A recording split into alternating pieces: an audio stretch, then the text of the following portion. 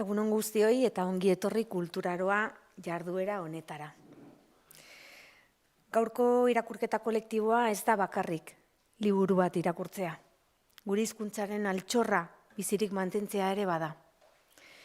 Euskara gure komunitatearen oinarria eta gure kulturaren ardatz nagusienetakoa da. Gure arbasoek utzi ziguten ondare bizia. Eta gure esku dago orain etorkizunera eramatea. Gaurkoan hemen Antsoainen 40 pertsona inguru elkartzea ez da kasualitatea. Horrek esan nahi du badagoela indarra, badagoela komunitatea eta euskerak hemen baduela etxea. Halako uneetan, elkarren artean irakurtzen eta entzuten dugunean, euskarak arnasa hartzen du. Indartzen da eta aberastasun kultural hori gure artean sendotzen da. Beraz, hartu dezagun arnasa, ireki dezagun liburua eta goza dezagun elkarrekin euskaraz irakurtzearen plazerraz. Mila esker parte hartuko duzuen guztioi. Gaurkoan, esan bezala, 40 pertsona inguru elkartuko gara irakurketa honetan parte hartzera, bihotz-bihotzez, eskerrik asko.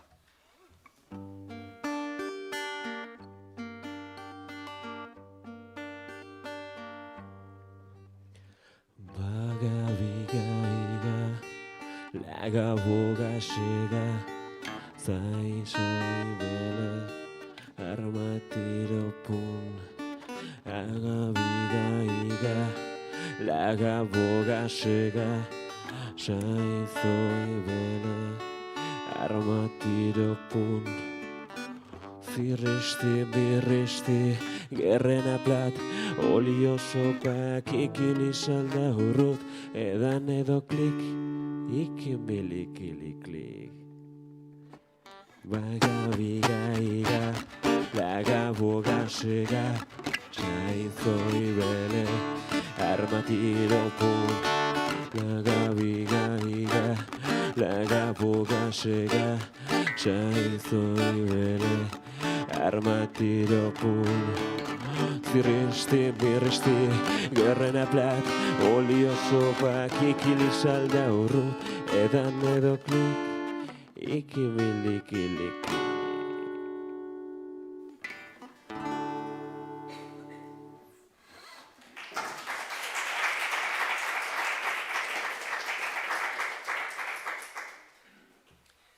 Egunon, aurkezpen txiki bat egingo dizuet, orain irakurriko ditugun ipuinei buruz. 3 izanen dira, eta lehenengoa egile famatu klasiko baten liburu batetik hartuta dago.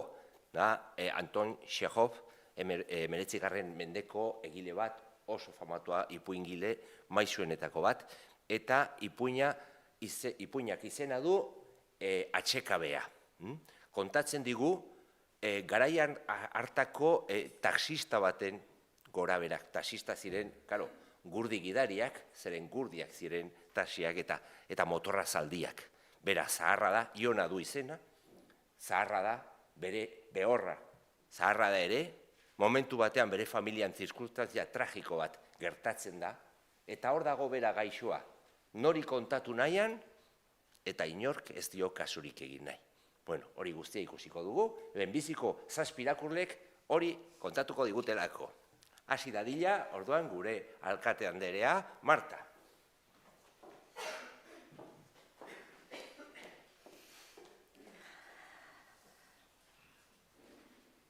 Atxekabea.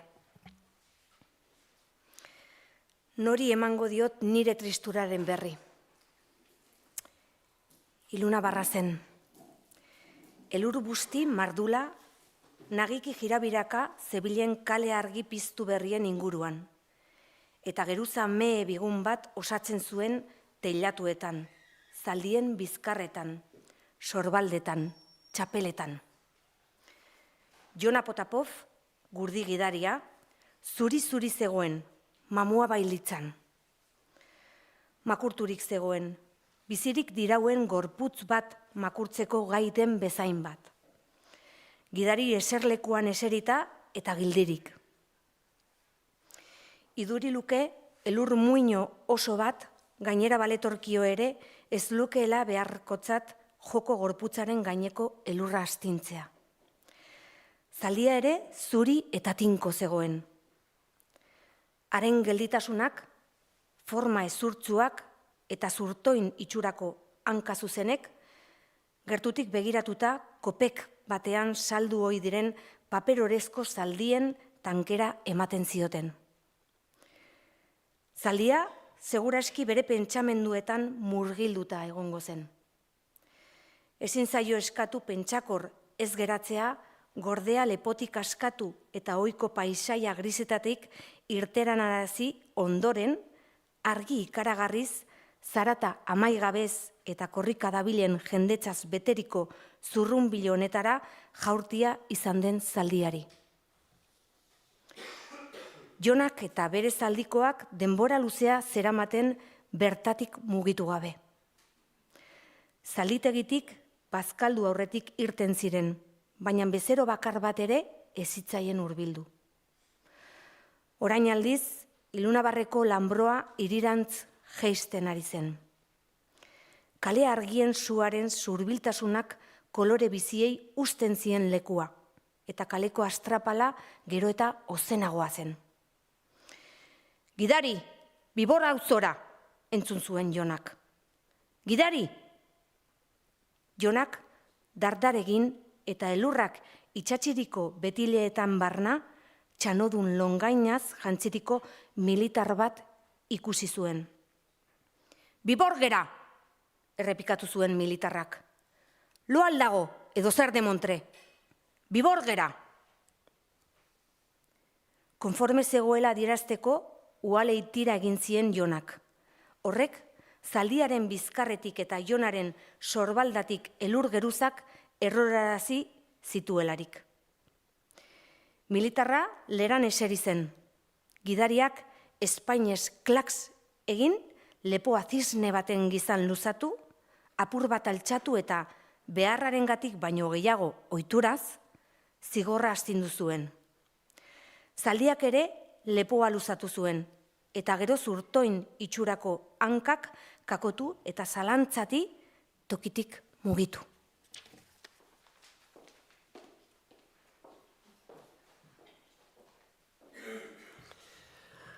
Nora hoa deabru hori.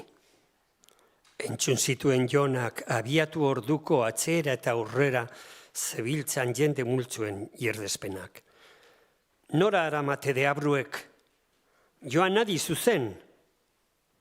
Ik ez daki gidatzen, joan adi zuzen, esan zion militarrak haserre. Beste gurdi bateko gidariak birao egin zion, eta oinezko batek maukatik elurrak entzen zituen bitartean, begirada gaiztoa zuzendu zion. Kalea zeharkatzen ari zela, zorbaldarekin zaldiaren muturraren aurka egin zuelako talka. Jona ez zegoen eroso gidari eserlekuan. Horratzen gainean eserita balego bezala. Ukondoak alde batera naiz bestera mugituz. Eta begiak nora ezean, zorabioak jota, non dagoen eta zertan ari den ez dakienaren kizan. Oiek bai alprojak, esan zuen militarrak ironiaz. Zurekin talka egiteko edota zaldiaren azpian suertatzeko ahaleginak eginez zabiltza etengabe. Inondik ere, beren artean ados jarriko ziren. Jonak Espainiak mugituz, jiratu zen bidaiararen ganantz. Iduri zuen zerbait esan nahi zuela, baina estarritik ez hitzaion ezer irteten, marmarra besterik. Zer? Galdetu zion militarrak. Jonari iribarre batek ahoa okerrarazi zion eta estarria behartuz susurlatu zuen. Jauna, niri zera semea hil zait aste honetan. Zer dela eta hilda? Gorpuz guztia bidaiaren ganantz jiratuz Jonak. Auskalo. Sukarraren gatik seguru aski. 3 egunez ospitalean egon eta joan egin zaigu. Jainkoak ahala nahi izan du. Tira, beste aldera deabru hori entzun zuen ilunpetan. Erotu alaiz agure zarrori, ireki begiak. Segi aurrera, esan zuen bidaiariak. Martxa honetan bihar ere ez gaituk iritsiko. Emaiok egurra. Gidariak berriro lepoa luzatu, tokitik apur bat altxatu, eta kemen astun batez zigorra astindu zuen. Aurrerantzean, behin baino gehiagotan giratuko zen bidaiarearen ganantz, baina ark begiak bilduri zeuzkan. Eta bazirudien ez zuela entzuteko asmorik. Bezeroa Bibor auzoan utzi ondoren, taberna baten kanpokaldean geratu zen. Eserlekuan makurturik eta geldirik berriro ere. Elur bustiak berriro zuritu zituen bera eta zaldia.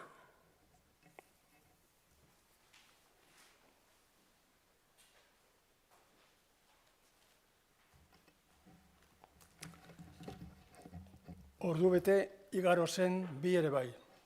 Espaloian zehar potekin zarata handia ateraz, eta beren artean birauka 3 gizon gazte zetozen. Haietako 2 altuak eta meheak. 3. txikia eta konkorduna. Gidari polizien zubira egin zuen oihu ahots dardarti batez konkordunak. 20 kopeken truke. Jonak udalei tira egin eta Espainiak laskatu zituen. 20 kopek esen prezio ona, baina prezio berdin zitzaion jada. Honez gero, berdin zitzaion errulo bat edo 5 kopek. Bidaiariak izatea zen kontua. Gazteak, elkarri bultxaka eta birauka iritsi ziren lerara, eta 3 eseri ziren zuzenean eserlekuan.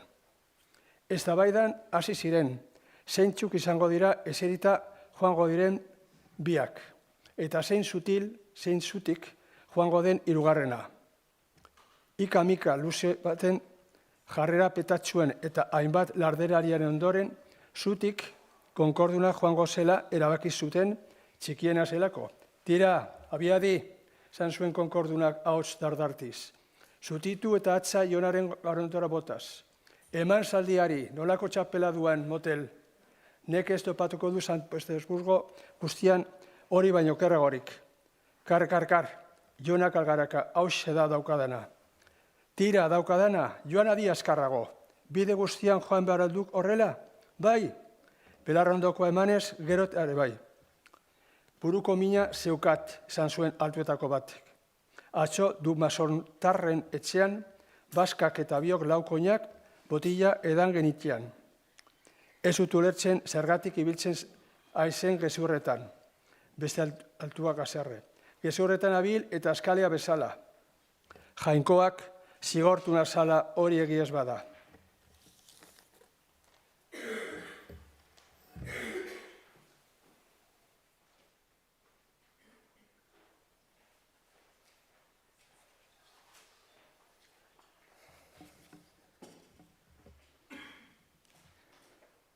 Zorriak ez dula egiten duela esatea bezainbesteko egia duk hori. Kar, egin zuen Irribarre Jonak. Jaun alaiak zaituzte gugero. Kakazarra, joan adipopatik hartzera, konkordunak aserre. Joango alaiz bizkorrago, aluza hori, hau aldagidatzeko modua, emaiok zigorrarekin. Hori duk, arraioa, hori duk, eman gogor. Jonak, bizkarratzean konkordunaren gorputz birakaria eta ahotsaren dardara sentitzen zituen. Berari zuzenduriko madarikazioak entzuten zituen, jendea ikusten zuen, eta bakardadearen sentsazioa pixkanaka bularretik desagertzen hasi zitzaion. Konkordunak madarikaziokoa jarraitu zuen. Harik eta berebiziko birauetan ito eta estulka hasi zen arte. Bi altuak, Nadezhda Petrovna izeneko bati buruz hizketan ari ziren. Jona haiengana jiratu zen. Etenaldi labur baten zain geratu ondoren, esan zuen Totelka.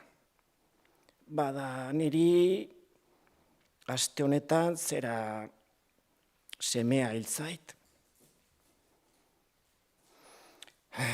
Denak hil behar diago noiz bait. Iardetzi zuen konkordunak asperen eginez, eta estularen atzetik Espainiak garbituz.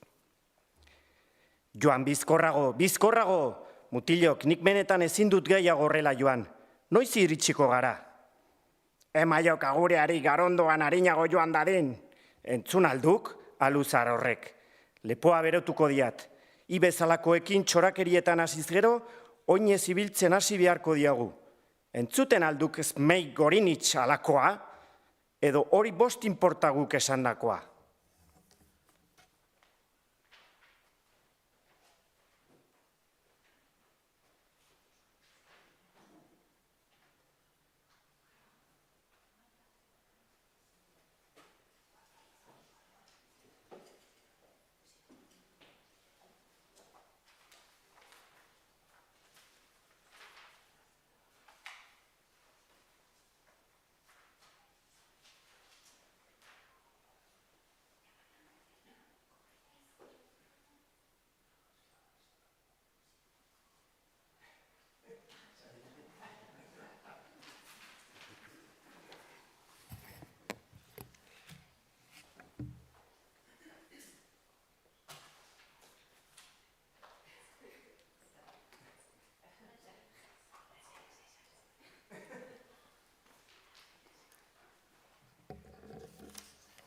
Eta Jonak garondokoaren soinua sentitu baino gehiago entzun egin zuen. Kar, Jonak barrezka. Jaun alaiak, bai horixe, jainkoak eman diezazuela osasuna. Gidari, ezkonduta lago? Galdetu zuen altuetako batek. Ni, jaun alaiak, bai horixe, oraintxe nire emazte bakarra lur gorria da. Kar. Ilobia, alegia. Semea hil eta neu biziri geratu. Eriotza atez nahastea baino gauza zelebargorik baote da, nire aldaba jo beharrean, semearen aiotzea ere. Eta Jona semea nola hil zen kontatzeko giratu zen. Baina orduan, konkordunak asperen eginez adierazi zuen. Jainkoari eskerrak iritsi garelaia da. 20 kopekak jasota, Jona luzaroan egon zen begiekin parrandazalei segika, etxe atari ilunean desagertu zijoazen bitartean. Berriro bakardadea, berriro isiltasuna nagusi. Denbora tarte labur batean, baretuta egon eta gero, atxekabe berriro agertu zen, bularraldea lehen, baino are indar handiagoz estutuz gainera. Jonaren begiek, artega eta oinazetsu arakatzen zuten kalearen bi aldetan joan etorrian zebilen jendetza. Ezote zegoen milaka persona horien artean, bat bakarra ere, berak esan beharrekoa entzuteko pres legokena. Baina jendetza korrika zijoan, Jonaz edota haren atxekabeaz ohartu gabe. Atxekabe berealdikoa, mugagabea. Jonaren bularraldea lehertu eta atxekabe guztiak kanpora izuliko balitz, iduri luke mundu guztia estaltzeko gau izango litzatekela, eta hala ere ikusezina zen. Atxekabeak inonden azalik ez deusaren azpian eskutatzea lortu zuenez, aleginik handiena egindere ikusezina zen.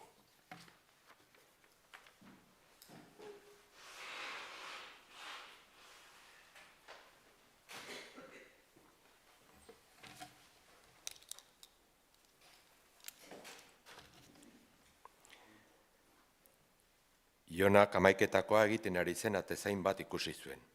Lagun, baldakik zer ordu den, galdetu zion. Laster amarrak, zer dela eta gelditu aiz hemen, mugitu gurdia hortik. Gurdia, pauso batzuk harago eraman, makurtu eta bere atxekabean murgildu zen Jona.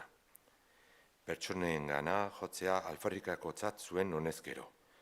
5 minutu igarotzerako gorputza zuzendu, minikaragarria sentitu balu bezala burua astindu, eta ugalei tira egin zien.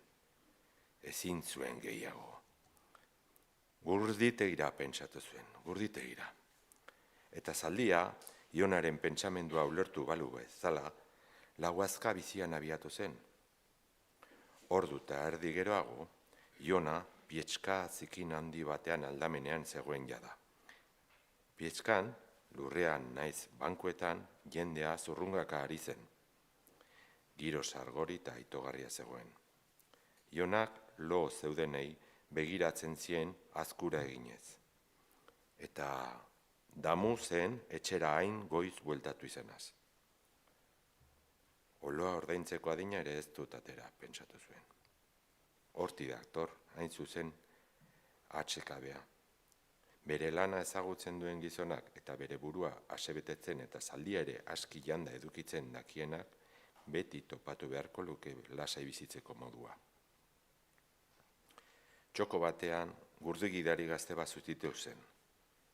Erdi lotan ahoaz karranka bat egin eta urez beteriko balderantz abiatzeko. Egarri alaiz, galdetu zion Ionak. Noski, ez alduk ikusten. Ederki, onda agiala.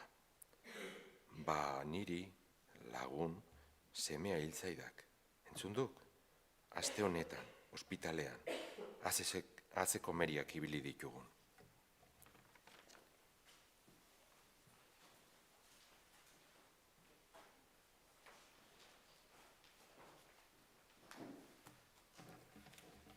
Iona, begira zegoen bere hitzek efekturen bat sorrarazi ote zuten egiaztatzeko.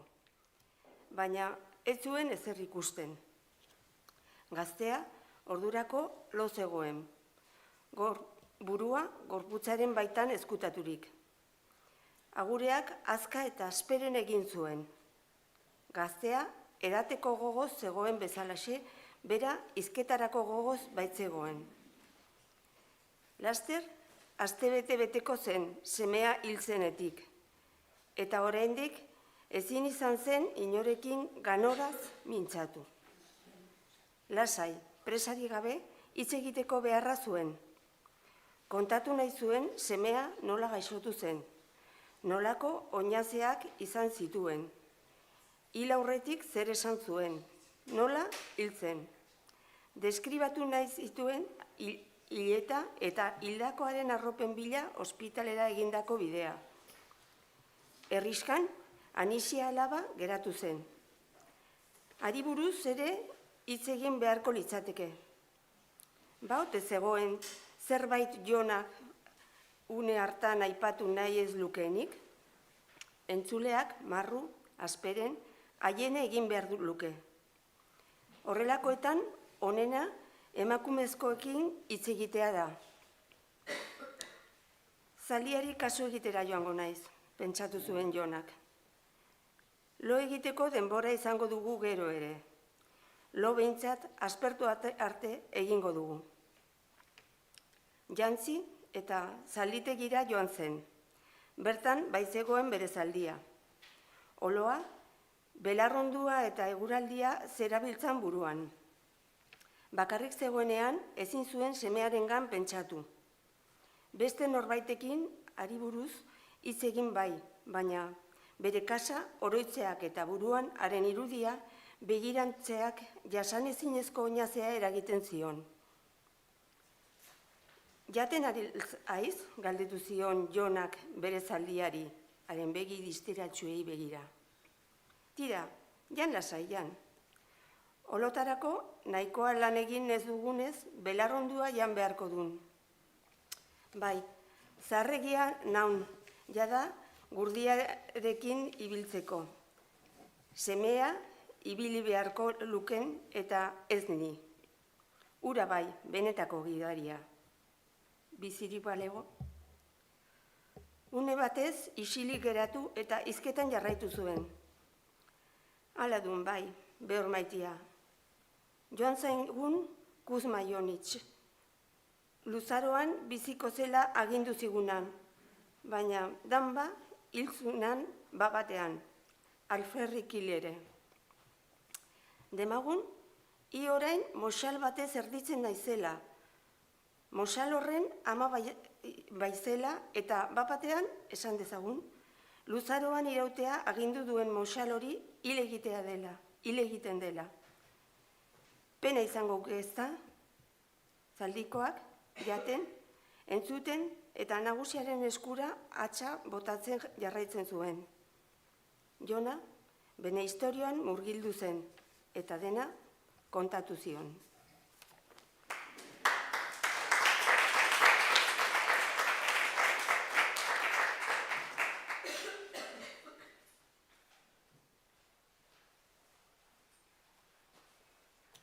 Honekin bukatu da lehenengo ipuina, Jonaren historia tristea.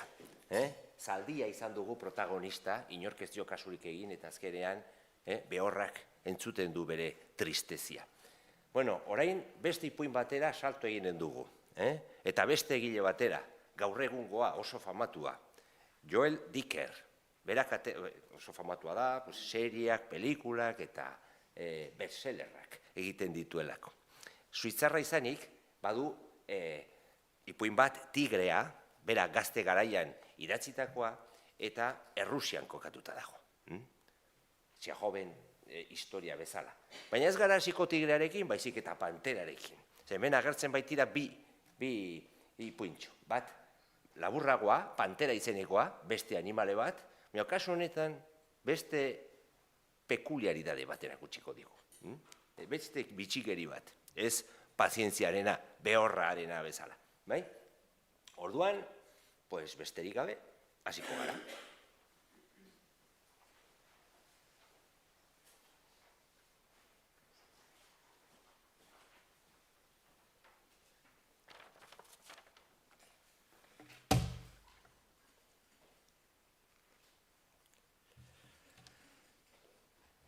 Jobanak denbora luzez itxaron zuen bere nagusiaren itzulera. Ura kanpoan zeuen bitartean, ardura handiz zaindu zuen familiaren jauregia. Harrizko eraikin hark erromar jauregiak zekartzan gogora, eta muino baten gainean kokatua zegoen. Olibondoz beteriko hektareak eta braketo herriskabean zabaltzen zirelarik. Jobanak bere etxea balitz bezala zaindu zuen jauregia. Langile guztiek beren eginkizunak zintzotasunez betetzen zituztela ziurtatuz. Ez duen olibonduez kezkatu beharrik. Nekazariek ondo egiten zuten lan, eta soroek ez zuten inoiz arduragabekeriarik pairatzen. Baina txoferrak, lorezainek, sukaldariak eta neskameek, nagusia bere bidaia luzetako batean abiatu orduko patxada handiz jarduten zuten. Jobana erne egon behar izaten zuen. 65 urte zituen, eta horietatik 50 Dimadura familiaren zerbitzura. Argi ikusten zuen gero eta eragin txikiagoa zuela langile zaharrenen artean. Ondo baitzekiten bere nagusia gizon eskuzabal eta gozoa zela, parekorik gabea. Gazteen artean, ordea, oraindik bazuen eragin apur bat, eta haiek ziren bere herrietak jasotzen zituztenak. Jobana harro sentitzen zen Lukino Alani di Madura nagusiarentzat lan egiteaz, Madura leinuko azkena. Mende luzez, di Madura familia braketo herriaren ongile izan zen. Baina abizenura arekin desagertuko zen. Lukino Alani di Madura leinu handiaren azken katebegia baitzen. Seme bakarra. 50 urte zituela oraindik ezkongabea zen, eta ez zuen seme alabarik izateko asmorik. Etorri zen bezala joango zen, bakarrik. Eta arekin batera bere abizena eta armarria eramango zituen hilobira. Jobanak Lukino jaio zen unetik ezagutzen zuen. Haren gurasoen zerbitzura sartu zen 15 urte zituela. Eta 50 urte geroago, oraindik ere zaintzen eta babesten jarraitzen zuen, inoiz izan ez zuen aurra baliz bezala. Lukino Alanidi Madura abenturazalea zen oso. Bidaia urrunak eta esplorazioak zituen atsegin. Urtean behin abiatzen zen. Batzuetan, aste gutxietarako, beste batzuetan, hilabete luzeetarako.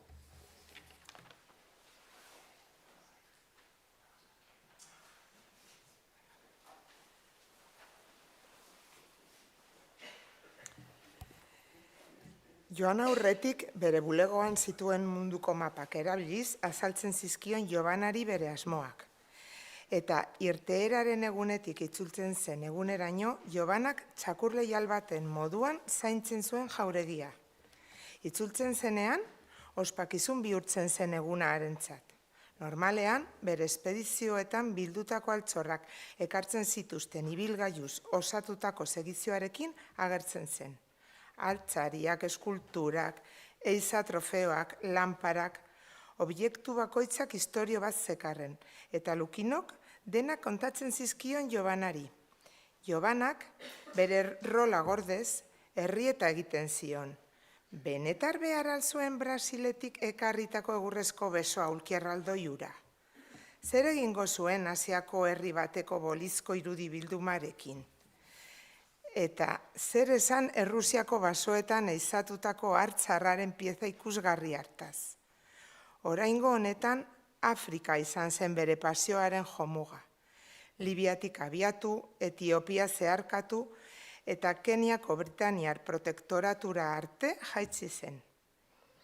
Jobanak jasotzen zituen gutunen bidez, haren ibilbidea mapa gainean jarraitzen zuen. Baina gutunak gero eta laburragoak ziren, eta gero eta urriago heltzen ziren. Azkenekoan, laster etxeratuko zela zijoen. Baina lasterura zeinbait astetakoa zen jada. Bere itzulera igarri zuenetik, Jobanak egunero prestarazten zuen otordu bat harentzat. Baina itxaronaldi hura alferrikakoa zen. Halako batean, igande goiz batean, herriko haur batzuk jauregian agertu ziren. Joban Anderea, Joban Anderea!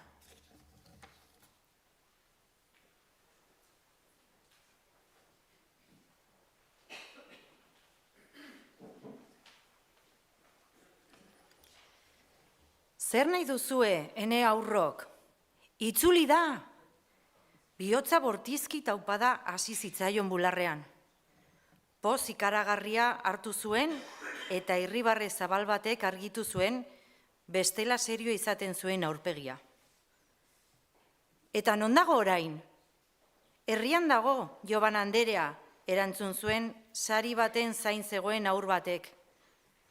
Denak agurtzera gelditu da. Jobanak alerta jotzea erabaki zuen, dena prest egon arren. Janaria egina zegoen, jangelako maila jarrita. Lorategiko zuaizkak bezperan moztuak ziren, eta iturri nagusiko urjarioak berrikusi berriak. Madura jauregia inoiz baino ederragoa zegoen. Albiste honaren berri ekarri zuten aurrak, sukaldera bidali zituen, gozoki batzu jasotzera, eta bera erne jauregiko eskaileretan geratu zen zain. Ibilgailuz osatutako segizioa ordu erdi geroago iritsi zen. Lukino autotik jaitsi eta bere etxezainaren besoetara jauze egin zuen. Jobana, nere Jobana maitea, oiokatu zuen, ura besarkatzen zuen bitartean. Ai, Lukino, zenbat burua uste izan ditudan, sekula ez nintzela ez inela itzuliko uste nuen jada. Itzulia alizateko baino ez dut alde egiten, ene Jobana maitia. Jobanak begirada zorrotz bat bota zien oroigarri gainezka zetozen kamionetei. Gizon batzuk egurrezko kaxa handi bat deskargatzen ari ziren. Ez iezaizkidazue izugarrikeria horiek patioan pilatu, esan zien herri eta eginez.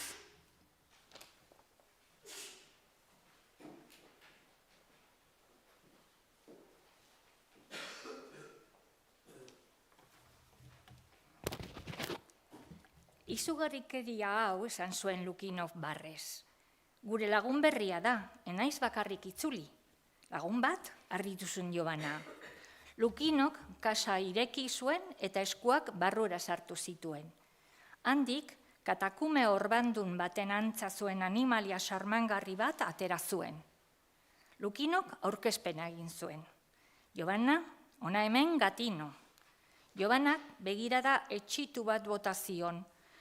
Jada ezekiten zeregin hainbestekaturekin, aurreko egunean bertan bederatzi kume berri aurkitu zituzten kortan barkatu.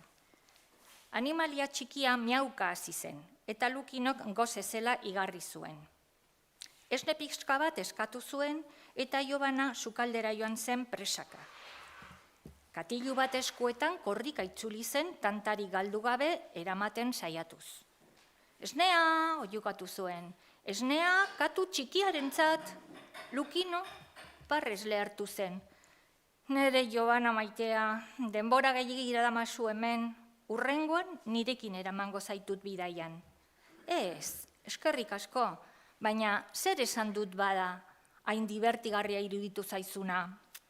Tira, Jobana, ez duzu ikusten Katino ez dela katu bat? Jobanak bere burua inozo sentitu zuen. Harridurak mututu egin zuen.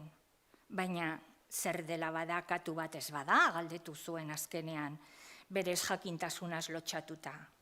Pantera bat da, Jobana, panterakume bat.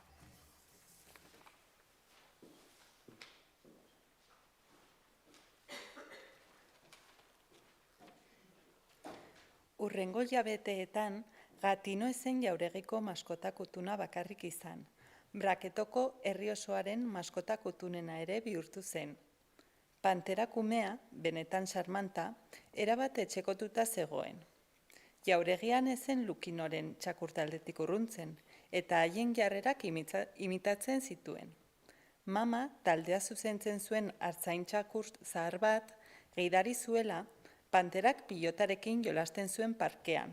Bulegoko alfombran siesta egiten zuen, langileei laztanak eskatzen zizkien, traktoreen atoietan kokatzen zen olibadian nagikeria zibiltzeko, eta gauez, besteekin batera, nagusiaren logelan egiten zuen lo. Hasi zenean, txakurlagunen dieta bera jarraitzen hasi zen, burtinazko plateretan zerbitzatutako bazka. Eta egunero, Lukinok portxean hartzen zuen bitartean, panterak, etxe txakur baten antzera, bere atzaparra luzatzen zuen galletaren bat eskuratzeko. Herrian, Lukinok beti berarekin eramaten zuenez, Gatino ikuskizun nagusia bihurtu zen. Umeek herriko plazako zaldiko maldikoa alde batera uzten zuten, pantera laztanatzeko, eta hark atsegin handiz hartzen zituen haien laztanak. Ezen arraroa madura leinuko azkenekoa, kafetegian eserita, edo azokako etorbideetan paseatzen ikustea, Felido txikia ondoan lotuta zuela. Maiz, Lukinok Erromako zoologikako albaitaria ekartzen zuen, pantera ongi zegoela ziurtatzeko. Primeran azten ari da, bermatzen zuen albaitariak bisita bakoitzean. Osasun bikaina du, txakurrarentzako janaria eman da ere. Txakur baten moduan jokatzen du gainera, azaldu zion Lukinok barrez. Txakur bat dela uste duelako, erantzun zuen albaitariak. Zer esan nahi duzu? Gatinok ez daki pantera bat denik. Afrikako sabanan egun bakar bat ere ez luke biziraungo. Harraparien sena galdu du, eta ez litzateke izatzeko gai izango. Txakur talde horretan erabat integratuta bizi da, eta bera ere txakur bat dela uste du.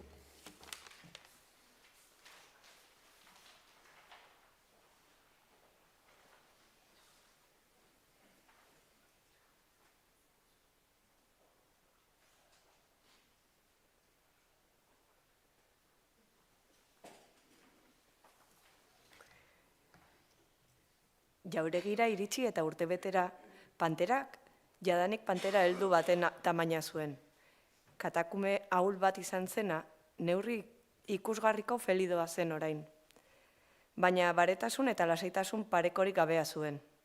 Beste txakurrak baino goxoagoa, lastangarriagoa eta jolastiagoa zen. Txakurrak arau zorrotzen arabera ezita zeuden bitartean, panteraren privilegioek ez zuten mugarik. Lutzinorekin ohean lo egiten zuen, harekin batera igerileku handian barneratzen zen. Jangelako alfombran bazkaltzen zuen, portzelanazko plater batean eta bratxetora zijoan bakoitzean lagun izaten zuen. Haren bizkar gainean ibiltzen ziren aurren zorionerako. Gatinoren ospea eskualde osoan zabaldu zen. Egunkarietan ere hitz egiten zuten hari buruz. Bratxetora jendetza etortzen zen felido hura ikusteko. Zirkuko zuzendari batzuek dirutza handiak eskaini zizkioten Lutzinori etxe pantera hura erosteko, baina Jobanak beti arbuiatzen zituen bisitari nardargarri haiek. Bera ere, hasieran mesfidati agertu bazen ere, erabat liluratuta zegoen animaliarekin. Gainera, Gatino iritsi zenetik Lutzinok ez zuen berriz bidaiatzeaz pentsatu ere egin. Nola utzi bere pantera ederra bakarrik? Gatino haren bizilaguna bihurtu zen. Hurrengo 3 urteetan, panterak zoriontasuna besterik ez zion ekarri bere jaunari.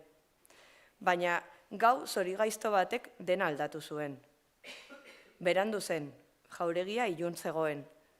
Lukinoren bulegoa izan ezik, idazmahaiaren aurrean eserita gutunak erantzuten ari zen.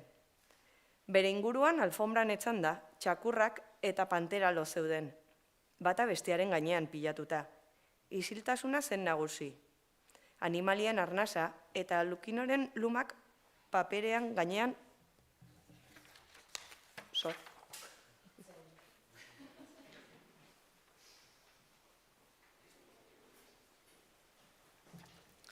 Sortzen zuen hotza besterik ez ziren entzuten.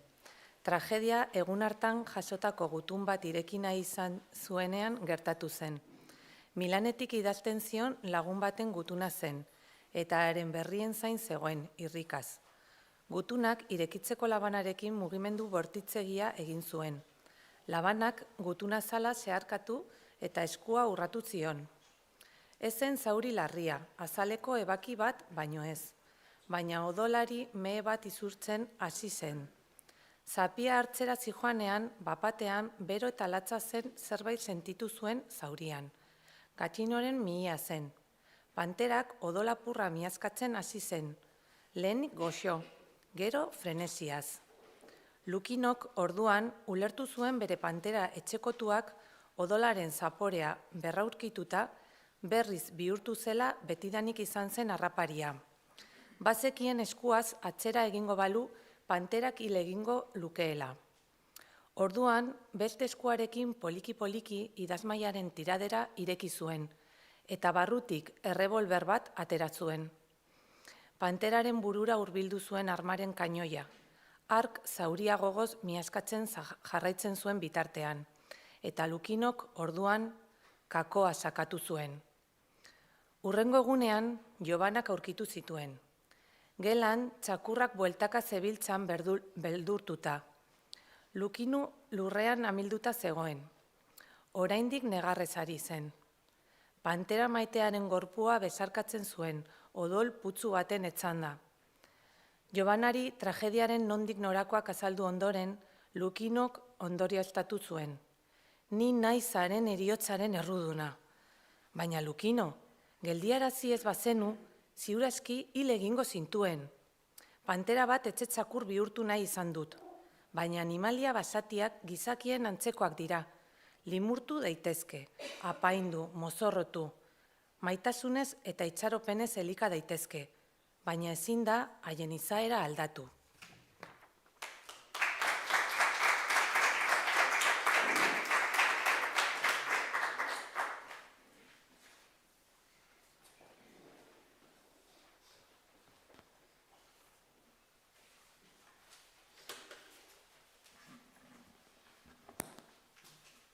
Kaixo, egunon berriz ere.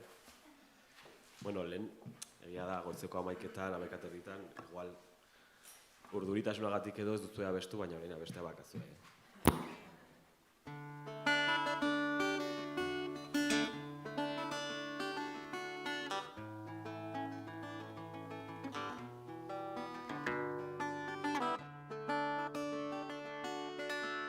Hemen gaude, da postuten naiz, ta ziur zura itxare bai.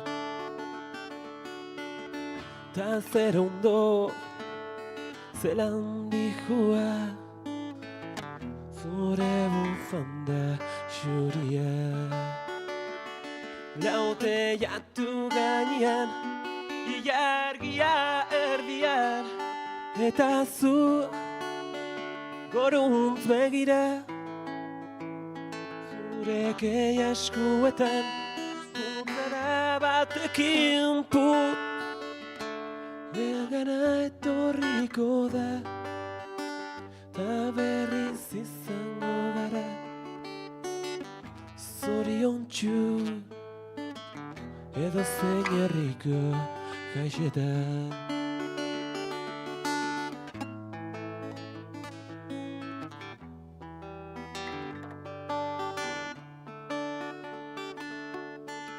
Goxo, goxo, kanta egin nazu, Benitoren mariaxu. Negarrik ez, zurin zaude eta malkoak, zure koloreak entzen dute.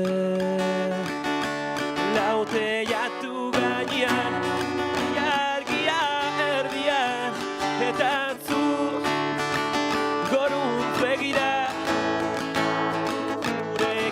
eskuetan, putada batekin put, negara etorriko, ta berriz izango gara, zoriontsu, edo zein herriko jaixetan.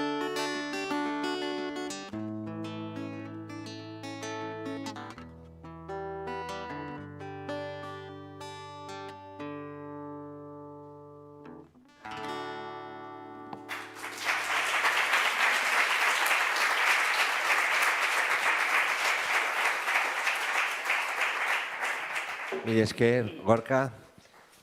Bueno, orain, hirugarren ipuinari, eman diogu hasieran, Tigrea, honek ematen zion izenburua gaurko saioari. Bueno, Joel Dickerren ipuin bada, bere garaian idatzita, eta orain, bueno, nik uste dut, hemengo txikienek irakurriko dutela gehien bat. Horregatik, haiekin erabiliko dugu mikro hau, ez ibiltzeko hemen gora eta bera. Zer? Kutxa bat? Bueno, pues, zakit, moldatzen bagara horrekin, bestela...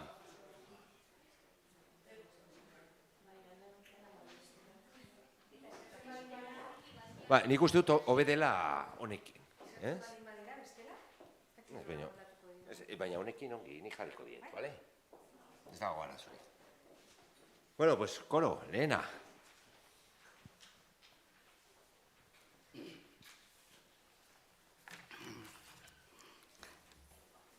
Albistea, bolbora lorraza baino arinago zabaldu zen San Petersburgon.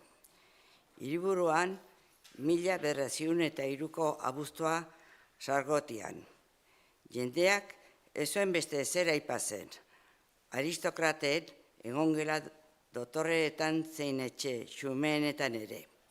Gertakarien alpamenak horzikarak eragiten zituen. Parkeetan, hirietarrek aurpegi serioz estabaltzen zuten egoeraz. Eta aurrek, helduek kontatuko eszenak antzesten zituzten. Handik, igarro zen zirenak izutuz. Esaten zutenez, xarra bera ere, kezkaturi zegoen herrialderen beste muturrean gertatutako erekin. Siberia, zabaleren bihozean, negua, izozgarria eta udan kiskilgarria den lur hartan. Herri oso bat sarraskitua izan zen. Gertakaria bi monjek azeleratu zuten herrialdea zeharkatzen ari zirela. Geldialdia egin nahi izan zuten Tibia izeneko herriskan. Ia landu ezin zitezkeen lur zabal-zabalean erdian eraikitako monjiken herriska batean. Biztanle gizajoak egurrez eta lurrez egindako etxeetan bizi ziren. Etxeak hausaz beteriko plaza batean inguruan pilatzen ziren. Apenas zutik mantentzen ziren eixiko basoek bereizita. Haien barruan, goseak, abitutako behiak eta nekaturiko gurdi zaldiak zeuden. Mando gainean zebiltzala iritsi ziren bi monjeak, Tibetara. Uztailaren azken egunetako eguerdi sargoibaren bukaeran. Elikagaiak agortuta, herritarren eskuzabaltzunean zuten itxaropena. Beharsoa baina oso erruku hortak. Hornidurak berrizteko asmoz, baina soroetan lanean inorez ikustea harrituta utzi zituen bi gizonak. Ez lurra lantzen, ez eta abere taldetxoren bat herriskaren inguruko zutoin, horiak utzita larre berdagoaren bila eramaten.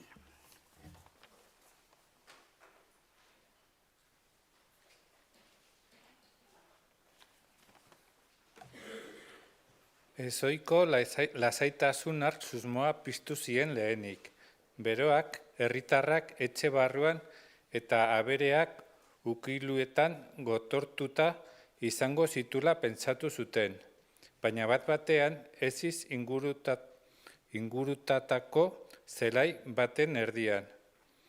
Lepogabetutako zaldi bat aurkitu zuten, gero beste bat, eta aurrunago ardi talde oso bat, odolesko putzu baten itota, eta azkenik herritar baten gorpu mutilatua. Une hartan atzera egin eta herrira sartu gabe alde egin zezaketen. Hala ere, euren bidea jarraitzea erabaki zuten. Ez jakin minak, bultzatuta, baizik eta errukiak. Bistakoa zen gertakari larri bat gertatuta zela, eta behar zuen edonori laguntza eskaintzean zen haien bete beharra.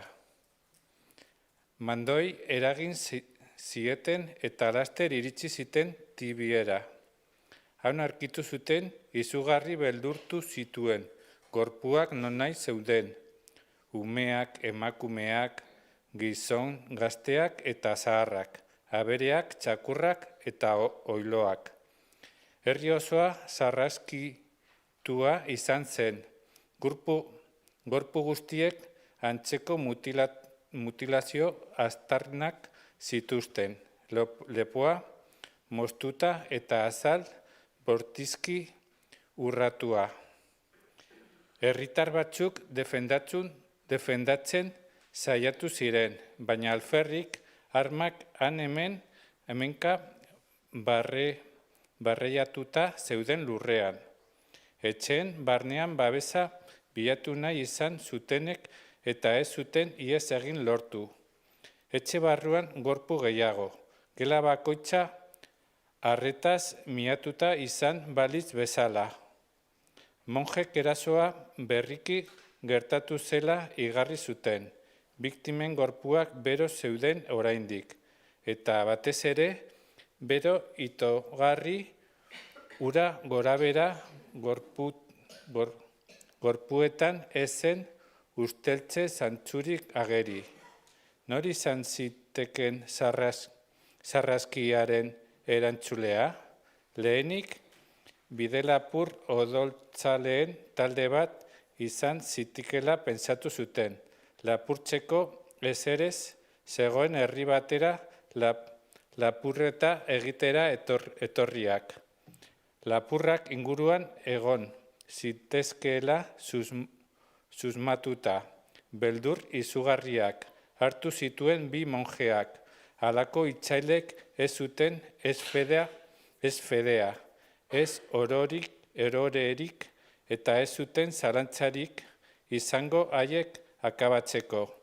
Haien eginkizun sakratuari men egin gabe. Berehala igo ziren berriz mando gainera, eta animalien zaietzak kolpatuz. Herria presaka utzi zuten, baina etxe batean izkina inguratzean bi mandoak tente jarri ziren bat batean, ikaraturik. Monjeak aurrez aurre egin zuten topo sarraskiaren erantzulearekin. Larrua oraindik odol fresko zikinduta zuten tigre erraldoi batekin.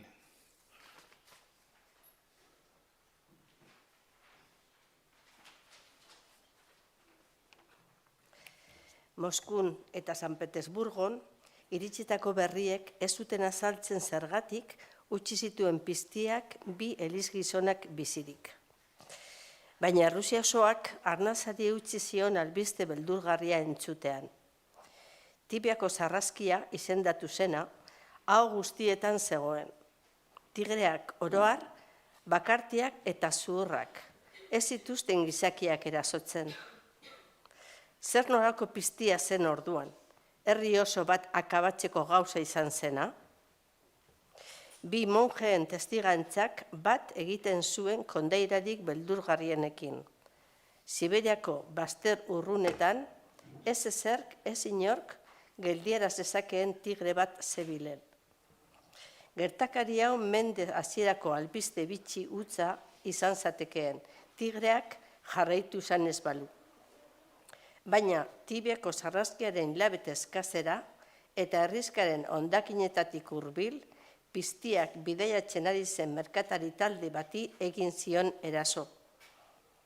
Eraso hartatik bizirik atera zen bakarra izan zen gertaera haren berri eman zuena.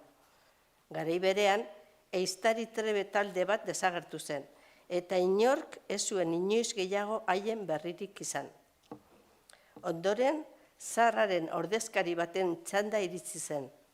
Siberiara bidalia izan zen, eskualdea izuturik zeukan tigrea ikertzera, eta lepo gabetuta aurkitu zuten.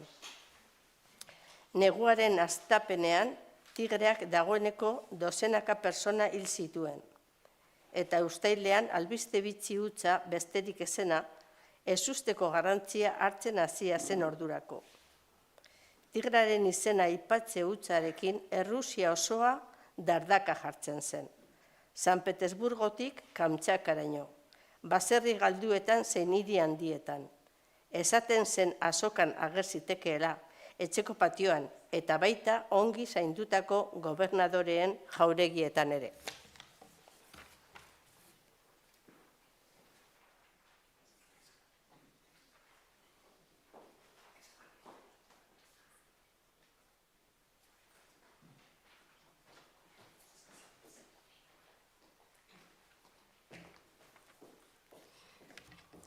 Aberatz zein behartzu, piztearen beldurraren aurrean berdinak ziren denak. Klase sozialak ez zuen inor babesten piztearen aurka. Dirua zutenek gizonak kontratatzen zituzten, armak erosi eta alzuten enean etxean giltzapetuta geratzen ziren. Herriaren zurrumurrua egunez egun hasten zioan. Ezen jada tigre bakarti bat, baizik eta heriotza noranai zabaltzen zuen talde oso bat. Eta egunkariek egunero heriotza susmagarrien berri emanez, izu kolektiboa areagotu baino ez zuten egiten. San Petersburgon, txarrak egunero biltzen zituen bere aholkulariak egoeraren berri eztabaidatzeko. Izu kolektiboa erabat zentzugabea iruditzen zitzaion, baina zer edo zer egin beharra zuen. Izan ere, tigreak Siberiako zuen ekonomi politika berria arriskuan jartzen hasia zuen. Luzaroan lautada antzu gisa baztertua izan zen lurraldearen baliabideak ahalik eta gehien ustiatzen erabakia zuen Tsarrak. Estatu Batuarrek etengabe aurkitzen zituzten meategi eta petrolio iturri ikusgarriak Alaskan. Errusiar inperioak ustez baliabide guztiak agortuta zituela, dolar gutxiaren truke arduragabe saldutako lurraldea hartan. Tsarrak huts ura zuzendu nahi zuen, Siberiaren estatusa aldatuz eta herrialdeari arnasa emanez. Baina Tigreak han bizi zen biztanleriaren exodoa eragiten hasi zen eta inbertitzaileak usatzen. Soluzio bat topatzea ezinbestekoa zen. Bidali iezazkidazue herrialdeko ehiztari onenak Siberiara, agindu zien Tsarrak bere aholkulariei, baina berrorren maiestateak erantzun zioten. Ehiztariak ara joateko beldur dira. Ordaindu iezaiezue. Hala ere uko egiten diote, ordaindu gehiago, amorratuta erantzun zuen agintariak. Gehiago ere ez da nahikoa, murduzkatu zuten aholkulariek Tsarraren haserrea pizteko beldur.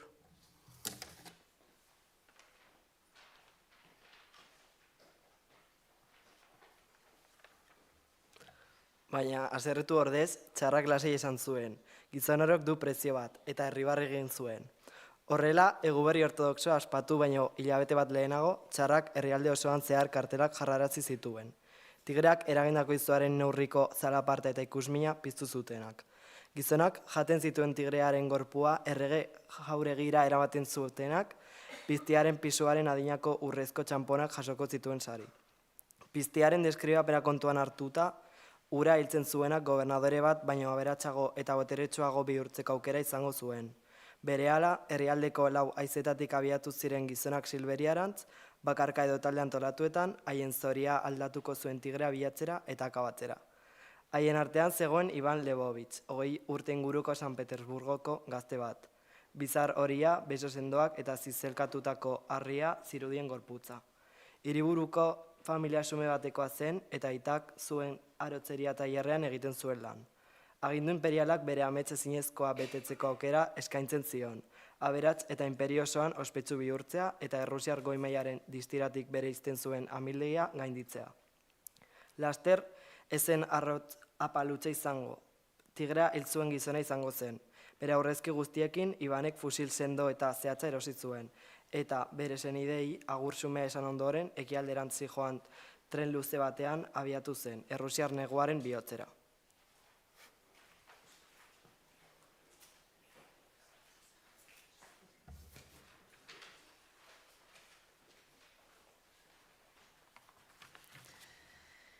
Siberiarako bidaia amaigabea iruditu zitzaion. Trenak nekez egiten zuen aurrera, tundraren erdian, elurrak eta hotzak haren martxa eten eta atzeratzen baitzuten. San Petersburgo utzi eta hilabete oso bat igaro behar izan zuen Tigrearen bila hasi ahal izateko. Bilaketa geltoki abandonatu batean hasi zen, izen txarreko Tibie herriskaren ondoan. Hara iristeko beste bieguneko bidaia egin zuen, bere aurrezkien azken apurrarekin erositako zaldi sendo baten gainean. Tren bidaian, Siberiaren zabaltasunaz eta naturaren gogortasunaz jabetzean, Tigrea ez ote zuen inoiz aurkituko kezkatzen hasia zen Iban. Eta tigre bat hiltzea lortuko balu, ere nola ziurtatuko herrialdea izudurik zeukan ura zela. Eta San Petersburgora benetako piztia ezen baten gorpua eramango balu, alferrik xautuko zituen bere aurrezki guztiak, eta bere familiaren barregarri izango zen. Ospea eta berastasuna ekar ziezaizkion piztiak, porrotaren amildegira eta humilazio mingarri batera ere eraman zezakeen halaber. Huts egiteko aukerarik ez zuela ikusita, damutzen zen ehiztari talde antolatuago batera batu ez izanaz. Ondo zekien bakarrik abiatu izana, diru gosearen ondorio zela, ez zuen saria inorekin partekatu nahi.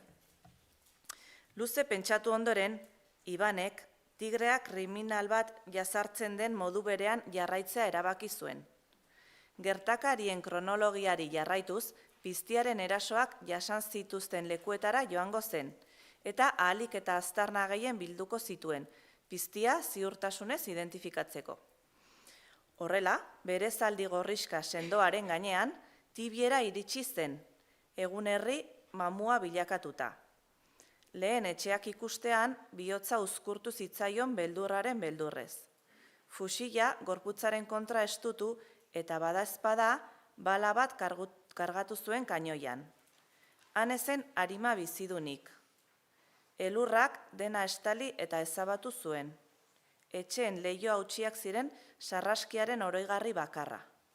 Iban, aztarnarik aurkitu ezinik, herriska zeharkatzen jarraitu zuen etxita. Herriskatik ateratzen ari zela, bat-batean geldik eratu zen, harriturik. Elurrez estalitako zelai zabal baten lurpetik ateratzen ziren egurrezko ehunka gurutze ikusita.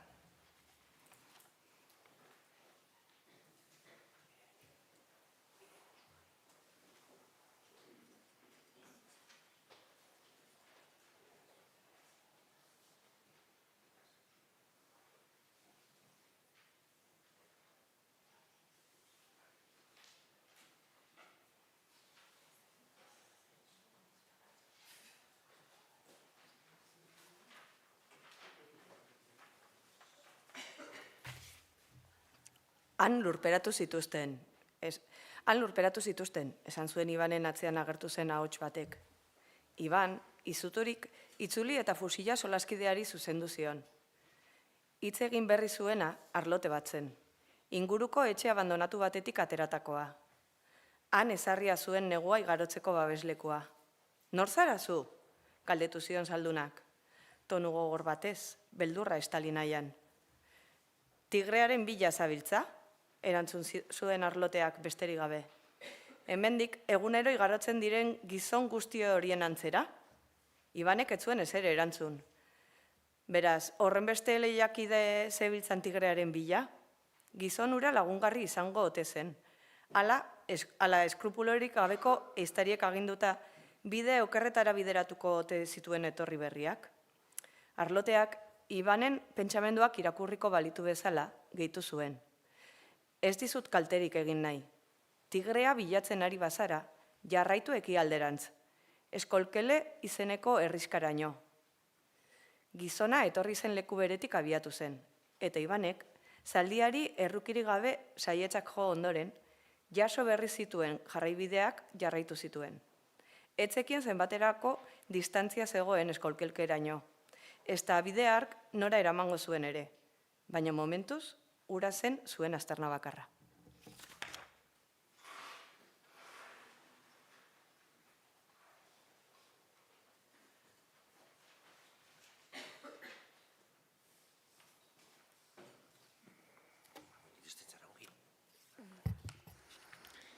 Eskolkere iristeko Ibanek ia egun erdi eman zuen, zaldi gainean.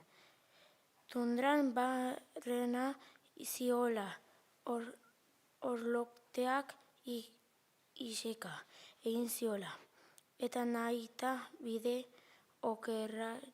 okerretik bidali zuen, pentsatu zuen. Bere buruarekin azerretu zen, hain erraz engainatu izan leporatuz, baina orduan grisaren kiribilak ikusi zituen herriska bateko lehen etxeen datik. Ateratzen eskolkele elurrez estalitako lautada baten erdian zegoen, eta ez zen bidea baino askoz handiagoa.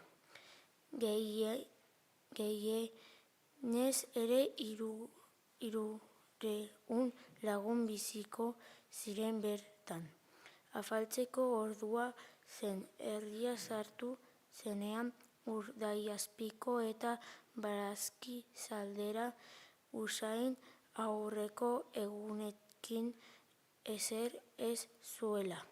Jan gogorarazi zion bere zaldiak ere ez, eta animaliak atseden hartu beharra zuela, sumatu zuen.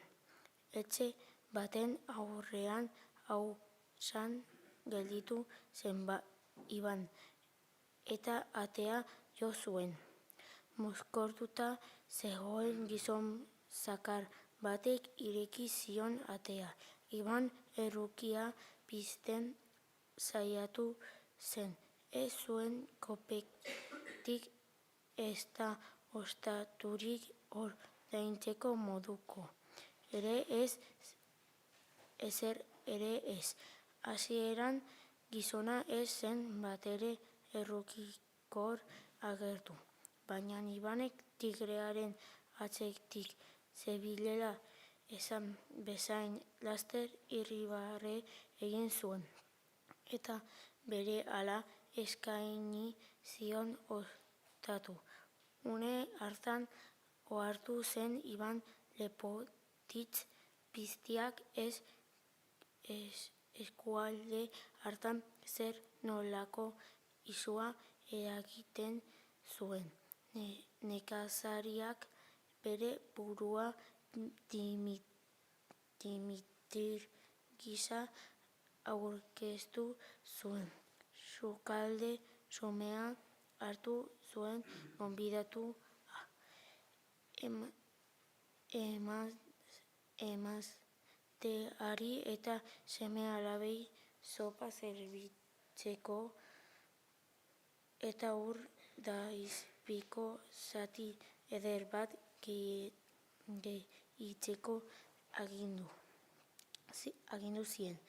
Egiztariekiko zuen begiguren adierazi ondoren tigrea galdezka hasi zen. Zer dakizu piztia horren inguruan? Galdetu zuen nekazaria. Egia esan gutxi, alote batek bidaili nintuen ona. Tigreak merkatarien konboi bati eraso zion. Herrixkaren irteeran zakarkitu egin zuen. Noiz gertatu zen hori? Abuztuaren amaieran. Ibanek ez zuen bere etzipena ezkutatu. Abuztuaren amaieratik zenbat hilabete igaro ziren. Bada erritmo hartan ez zuen sekulako lortuko tigrearen aztarnari heltzea. Nola aurkitu dezaket? Galdetu zuen Ibanek, nahi gabe bere antolakuntza faltaren berria emanez.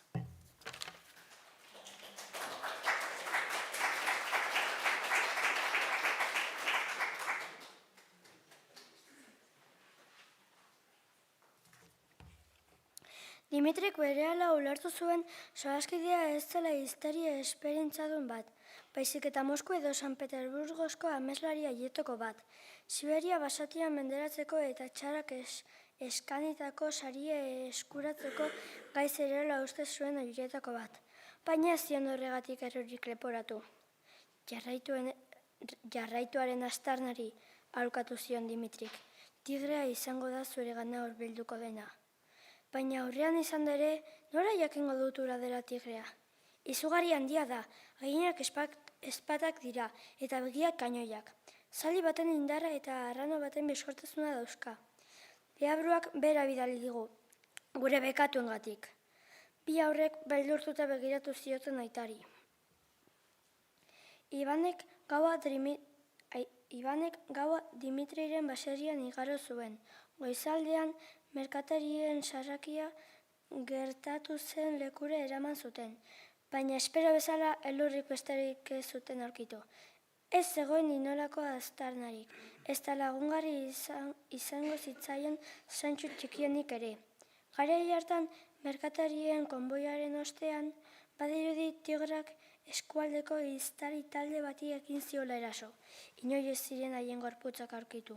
Eta gero, pitzik herrixkaren ingurutan txarrenaren ordezkari bati Hara abiatu zen orduan gaztea.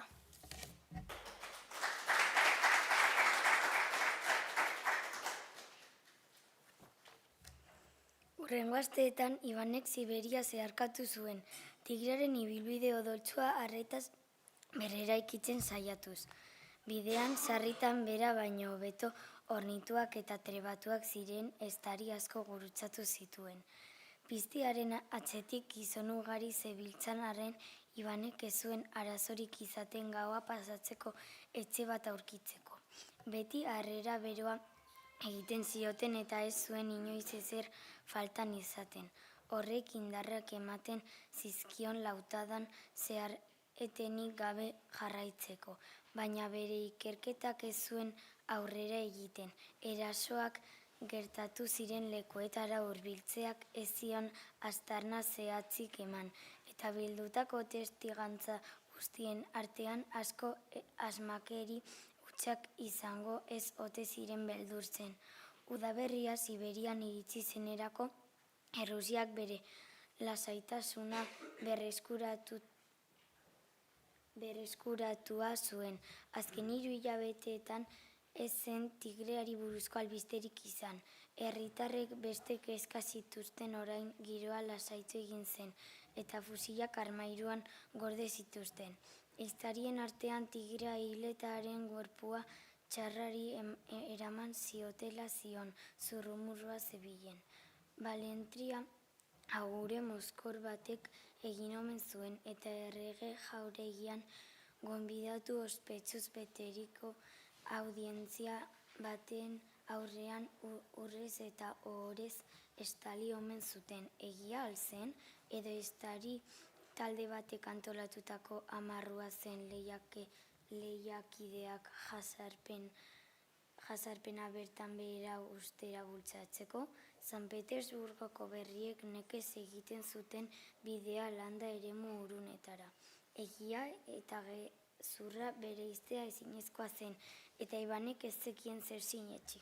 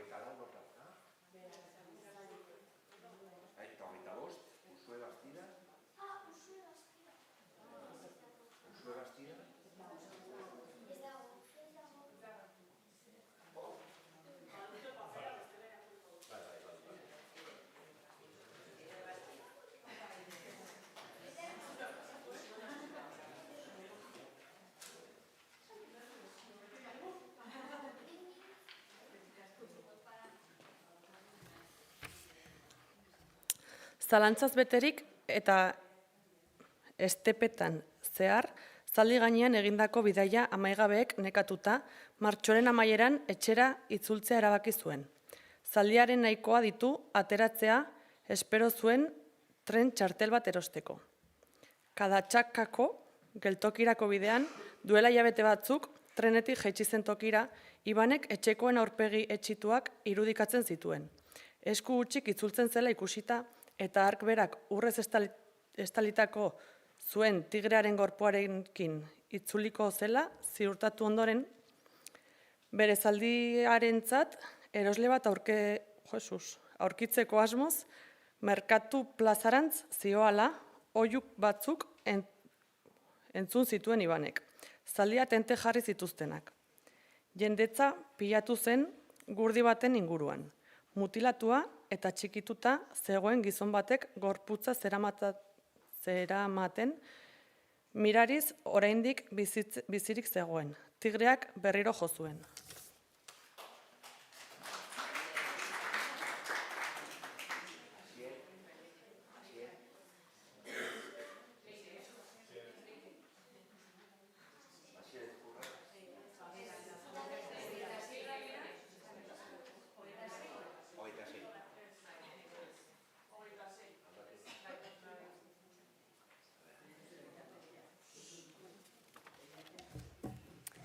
Tirbearen azken biktima eskualdeko ebi batetik mando gainean itzultzen ari zen nekazari bat zen. Tirbeak bat batean gizonaren gainean jauzi egin zuen eta atzetik oinez zetoren. Oinez zetoren bidaiari baten esku atzetik eskera atera zen bizirik. Haren fusilaren tiro hotzek Tirbea ihes egitera behartu bai zuten. Bidaiariak nekazariaren gorputz desitxuratua gurdia igoz zuen eta kadarantz galopan abiatu zen. Herriko plazan apaiz baten oleazioa eman zion bizirik luzaroan iraungo ez. Ez zuen zorigainztokoari. Bitatean armadun gizon multzo bat pilatzen ari zen.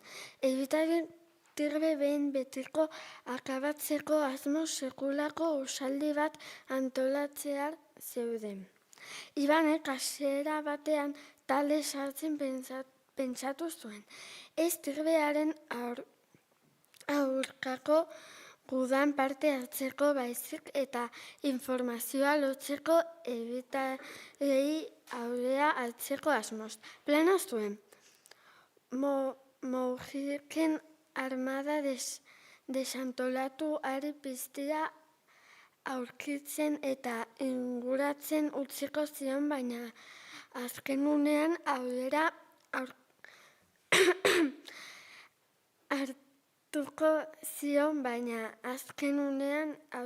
hartuko zion, Tirbea berak akabatu eta saria berrekabuz aldarrikatzeko, baina ebitik irtetzear zegoela Ibanek. Ituriaren ondoan ikusi zuen Tirbea usatu zuen bidaiaria. Taldea alde batera utzita gizon aregana hurbildu zen eta haren usardia goraipatu ondoren galdetu zion. Nola izan zaitezke ziur Tirbea izan dela gaixo hori eraso duena eta ez beste edozein Tirbe? Ura behar du izan, erantzun zuen bidaiaria. Zer esan nahi duzu? Animali honek beldura osaintzen du. Haren beldur direnei besterik ez die erasotzen badakielako belduraren eragipea mugitzen geratzen diren biktimek ez zutela aurka egiteko gaitasunak. Ez du haragiaren ez odolaren usainak erakartzen. Beldurarenak baizik. Nik ez diot beldurez. Aldarrikatu zuen Ibanek. Orduan aurkitu Tirbea eta akabatu ezazu. Hil ezazu bere atzetik abiatu diren gizon horiek guztiak saraskitu aurretik ausartak direla diote. Baina haien hanken dardara eta bihotzen taupadak azkarak irgatzen ditut.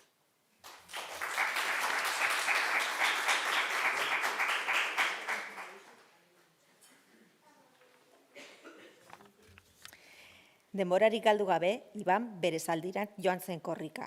Jauze bat izigo eta galopan abiatu zen. Tigrea ez zegoen urrun. Aukera paregabea zen animalia aurkitzeko. Luzaroan noraezean ibili ondoren, orain bere etxaitik gertu zegoen. Agian, egindako bide luzea etzen alferrikakoa izan. Orduan, bidaiariaren hitzak etorri zitzaizkion gogora, eta zela gainean zuen fusila lastandu zuen.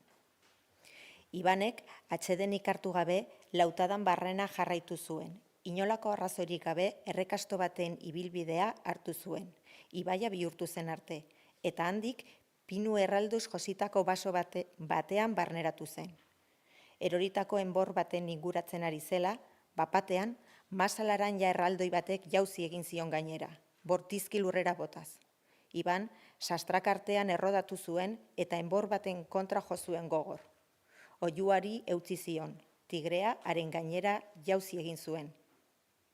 Ibanek lurrean txanda zegoela, piztia gerturatzen ikusi zuen, mehatxagarri, atxaparren kolpez beraz arraskitzeko prest. Gazteak eta piztiak elkarri begiratu zioten. Tigreak hortzak erakutsi zizkion belarriak atzerantz, hilketarako prest. Ibanek begirada finkatu zuen, bihotza taupadaka. Eta bapatean, amorruz beterik garrazi egin zuen. En naiz zure beldur, tigre! En naiz zure beldur!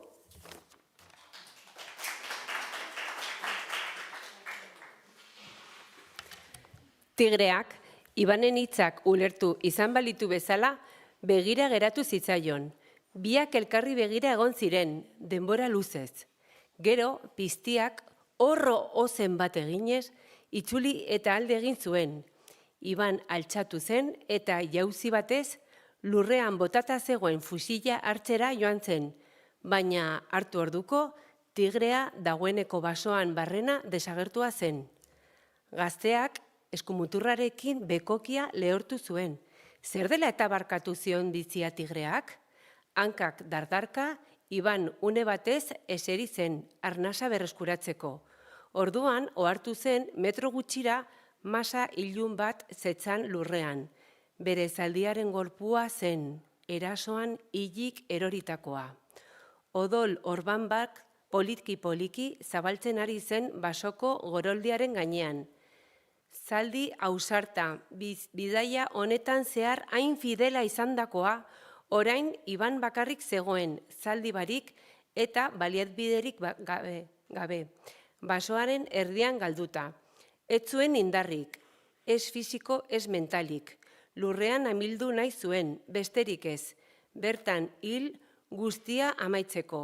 Baina ustekabeko indar bulkada batek hartuta, garrasi hasi zen ozen. Hil zaitez, tigre, hil zaitez, akabatuko zaitut, akabatuko zaitut, akabatuko zaitut. Eta azken hitz horiek etengabe errepikatuz, biraka hasi zen bere buruaren inguruan. Mezu hura haizeak norabide guztietara eraman zezan. Tigreak entzun zezan, orain abisotuta zegoen.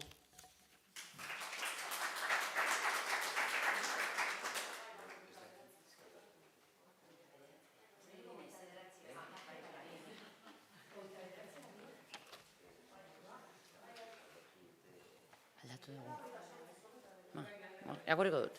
Hala. Iban ordu luze zibili zen taigan barrena. Izututa eta noragabe, iluna barra iritsi zen arte ibili zen, fusila bere gorputzaren kontra estu hartuta. Ilargia zeru erdian zegoen dagoeneko, isba bakarti baten argia antzeman zuenean. Atea indarrez jo zuen, eta Txeptxenko izeneko nekazari xalo batek hartu zuen, emaztearekin eta 3 alabekin batera. Ez zuen gehiegi hitz egin beharrik izan ostatu lortzeko, bere urduritasunak eta tigrearen erasoaren kontakizunak edozein ate irekiko zizkioten. Afaria eskaini zioten eta Txeptxenkoren emazteak zauriak sendatzeko laguntza ere proposatu zion, baina Ibanek adeitasunez uko egin zion eta egun hartako gertaerek nekatuta atseden hartzeko baimena eskatu zuen soilik. Txeptxenkok lastaira bat prestatu zion logela nagusian. Familia osoak lo egiten zuen gela berean. Iban, erabat nekatuta, bertan etzan eta begiak itxi zituen. Gau batez, behintzat, bere zoritzarrak astu nahi zituen. Baina, etxean guztiek zurrunka egiten zuten bitartean, Ibanek ezin zuen lorik hartu. Tigrea ezin zuen burutik kendu. Hilda ikusi nahi zuen, larruak kendu eta haren azalarekin kapa bat egin. Urrez betetako bainuontzi batean sartu nahi zuen bere burua, San Petersburgon, Siberia madarikatutik urrun, lasai. Baina nola lortu beste guztiei ihes egin zien tigreari aurre egitea eta behin betiko garaitzea, ehiztariei, uxaldiei eta txarraren ordezkariei ihes egin zien tigre hori, bat batean agertu eta bizirik utziko zaituen edo hil egingo zaituen erabakitzen duen tigre hori, Helburua lortzeko, Ibanek bazekien amarru baten beharra zuela, maltzurkeria bat, trampa bat. Gauaren zati handi bat eman zuen horretan pentsatzen. Bat batean, irribarri zabala zabaldu zitzaion aurpegian. Ideia bat izan zuen, eta plana bikaina zen. Hurrengo gunean, ondo lo eginda esnatu ondoren, Ibanek Txeptxenko galdekatu zuen, hark gosaria ekartzen zion bitartean. Aberatsa alzara? Galdetu zion zinismoz, etxe txiroari eta etxeko jabearen arropa zaharkituei begira.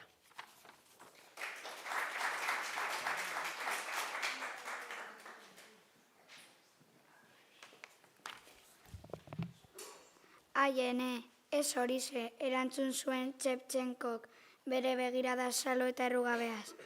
Benetan aberatsa izan nahi duzu zenuke? Aiene, bai, nekazariaren begiak haren ulertezintasunaren adierazlea ziren. Orduan, Ibanek bere planaren berri eman zion. Zuk eta zure familiak tigrea hiltzen laguntzen badidazue, sariaren erdia emango dizuet. Eta nola lagun diezazukegu guk horretan? Zuek amoa izango zarete, erantzun zion Ibanek irribarre batez. Hasiera batean, ideiak Txeptxenko izutu zuen, baina Ibanen hitz trebeak azkenean konbentzitu zuten. Tigrearen pisuaren erdia aurrezko txamponetan esen edo zein moduko promesa. Horrekin familia osoa beharri gabe bizi ahal izango zen. Gainera, Ibanek pentsatutako plana eraginkora eta arriskurik gabe zirudien. Iluntzean, Txeptxenko eta bere familia etxearen ondoan zegoen larrean eseri. Zu txiki bat piztu eta udaberriko lehen gau atseginetako batez gozatzen ariko balira.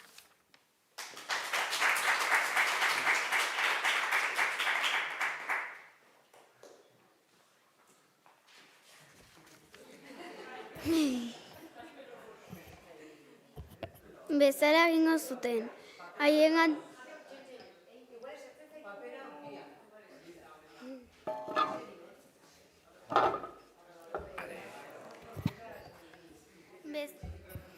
bezala egingo zuten. Haiengatik 20 metrora. Etxe sareko lehio batean eskutatuta. Iban pazientziaz itxarongo zuten. Tigrearen agerpena.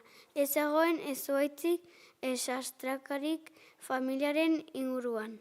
Eta horren ez usteko eraso batetik babesten zituen. Suaren argitasunari esker Ibanek pizti gerturatzen ikusiko zuen eta inori kategarrik egin aurretik tiro egiteko aukera izango zuen. Iban bere ideia arro zegoen. Iluna barra irrikaz itxaroten zuen. Unegokia iritsi zenean. Txeptxenko eta bere familiari keinu egin zien zegokien tokien jar zitezen. Eta bera ganbarrara igo zen lurraren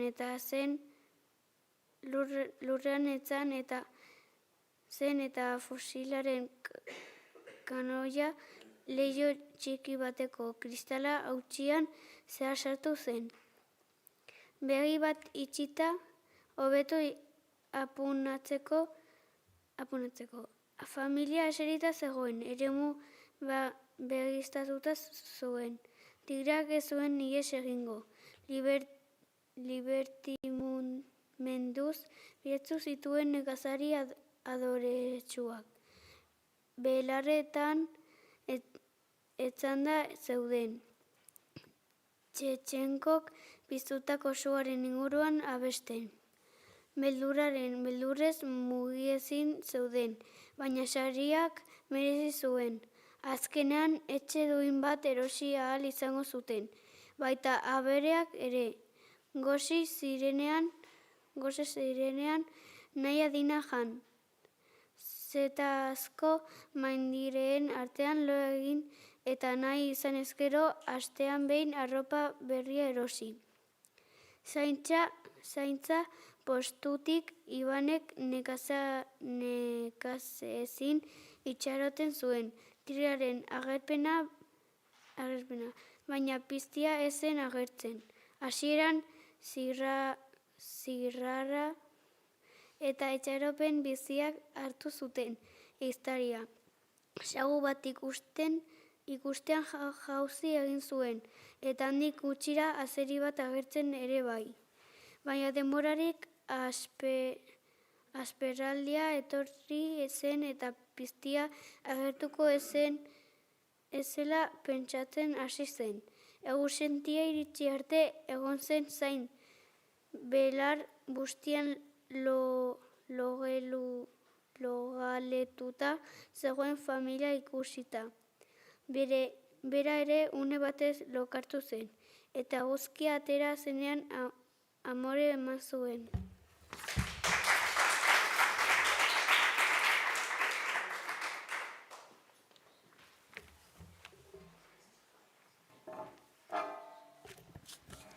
Txeptxenko oraindik beldurrak hartuta dardarka zegoen Iban, zaintza postutik jaitzita hurbildu zitzaionean. Benetan larrigarria da, kexatu zen Txeptxenko. Ez dugu berriz egingo. Zehatu gaitezen azken gau batez, mesedez, erregutu zion mutikoak. Ez aluzu aberatsa izan nahi? Oraingoan ere argudio horrek nekazarien beldurrak garaitu zituen. Iluntzean familiak berriz hartu zuen lekua larrean, eta Iban ganbaran. Gau hartan, Siberiako zerua diamantezko izarrez josita zegoen, eskualde oso argituz. Ibanek bere eskutalekutik ikuspen ezin hobea zuen. Ordu bat baino esen igaro bat batean basoaren ertzean tigrea ikusi zuenean. Ibanen bihotza inoiz baino azkarrago hasi zen taupadaka, zalantzarik gabe ura zen, piztia bera. Isilik eta ikusezin animalia larreko belar altuen artean eskutatzen zen eta Txeptxenkoren familiaren gana hurbiltzen ari zen. Tigrea 10 metrora zegoenean, Ibanek apuntatu eta hatza kakoaren gainean jarri zuen. Piztia bere mende zegoen, baina ez zuen tiro egin, ez zuen hainbeste ahalegin egin sariaren erdia eskuratzeko. Moujik haien sakrifizioa ez zen galera handia izango. Orduan, bere armaren bisoretik tigrea arrastaka ikusi zuen. Abesten ari ziren herritar errugabeen gana poliki-poliki gerturatzen.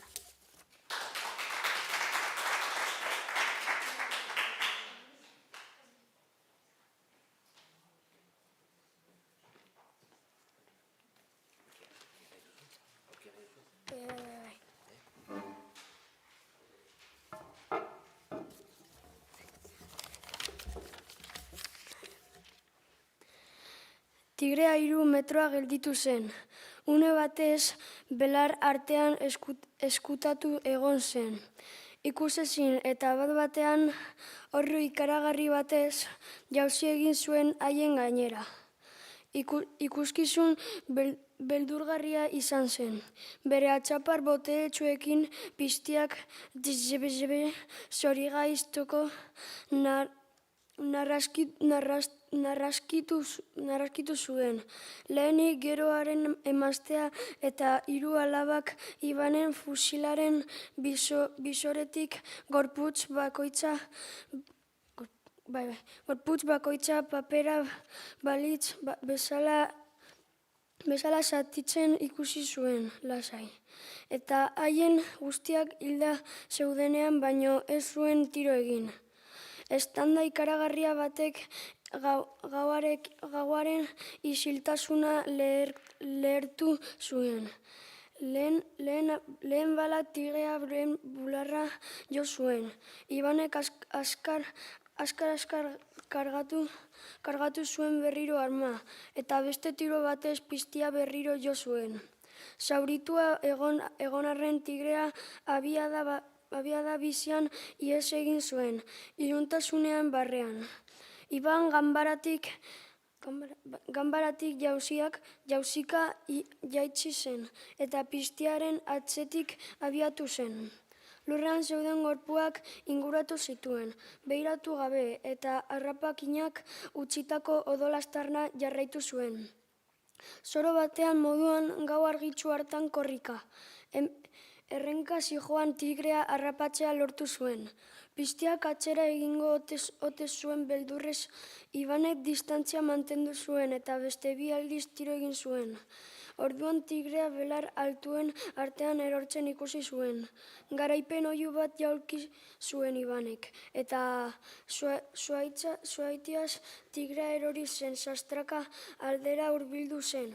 Baina belarra baztertu zituenean odola baino ez zen aurkitu. Tigrearen gorpuak desagertu zen. Une hartan izuak hartu zuen Iban.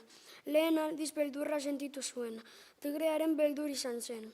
Eta orduan piztiak atzetik jauzi egin eta lurrera bota zuen.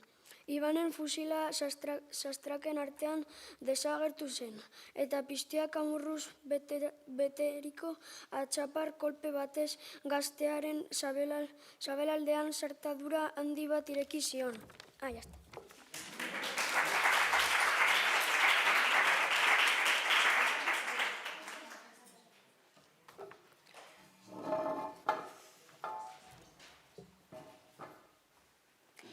Ibanek oihu ikaragarri bat askatu zuen. Tigrearekin bat egin zuen, bien odolak nahasiz. Animaliak azala urratu eta ezurrak hautsi zizkion. Bere azken indarrez, Ibanek ezker eskua zangore eraman zuen. Praka muturra altxatu eta orkatilan lotuta zeraman labana atera zuen. Etxipen keinu batez, aiztoa tigrearen sabelean sartu eta erraiak atera zizkion. Barruak zabalik piztiak alde egin zuen. Odola galtzen ari zela. 11 metro arrastaka egin zituen. Dardaraka hasi eta bertan erori zen arte.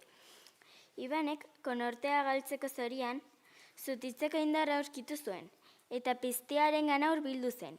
Tigrea erraldoia bere odolaz bustitako belar freskoaren zetzan. Iban, larriki zauritua, haren alboan bota zen. Elkarren ondoan etzanda buruak aurrez aurre. Gau osoa elkarri begire eman zuten. Isilpeko miresmena partekatuz eta azken aldiz lagun eginez. Goizealdean biak hil ziren.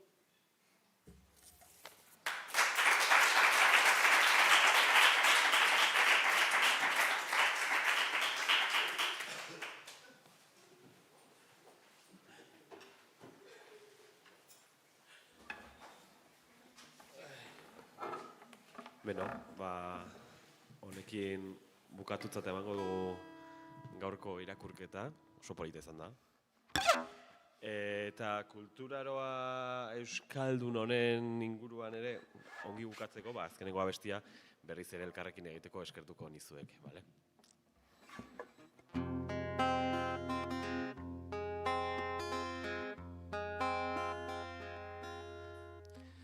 Egoak ebaki banizkio, neria izango zen, ez zuen alde egingo. Egoak ebaki banizkio, neria izango zen, ez zuen alde egingo. Baina nonela, etzen gehiago txoria izango. Baina nonela, etzen gehiago txoria izango. Eta ni txoria nuen maite. Eta ni txoria nuen maite.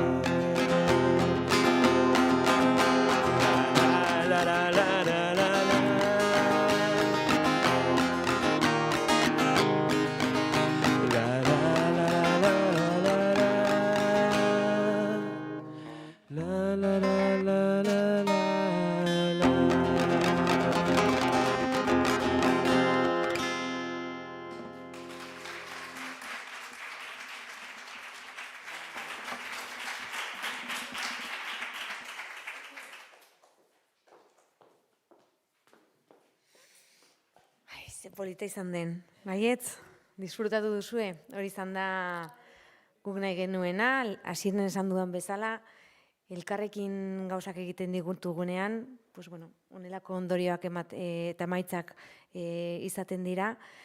Euskara gure altxorra da, denon artean zaindu eta babestu eta bultzatu egiten baldin badugu, etorkizunera eramango dugu eta disfrutatzeko aukera izango dugu, beraz ez naiz luzatuko gehiago. Eskerrik asko, benetan parte hartzeagatik.